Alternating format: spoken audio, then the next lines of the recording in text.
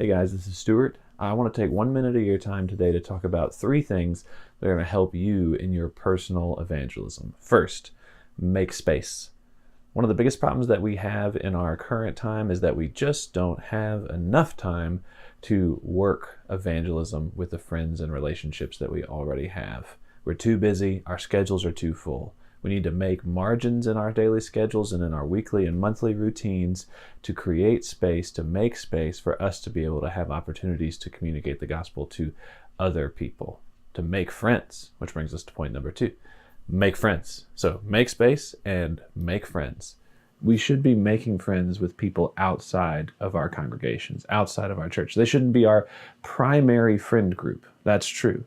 Our primary friend group should be other Christians and other believers who encourage us and spur us along in the Christian life, but we should have friends outside of our local churches that are different from us, that aren't believers, for the purpose of winning them to Christ. And our last one, our third one, is take a risk. It is risky and terrifying to share the gospel with other people. It is risky. You're putting yourself out there. You're taking a social risk. You might become a pariah in some of your friend groups, to be totally honest, but that's okay. It is a risk. It's very much a risk. Take it. It's worth it. And watch what God does in the relationships that you find outside of your local church. Watch who God brings into relationship with himself. Watch who he saves and how he works. It doesn't necessarily mean that every time you share the gospel, somebody's going to get saved. That's probably not true, although it would be really cool. It's probably not true. What probably is going to happen is you'll be rejected by some, you'll be mocked by others, and then there will be a handful that come to faith.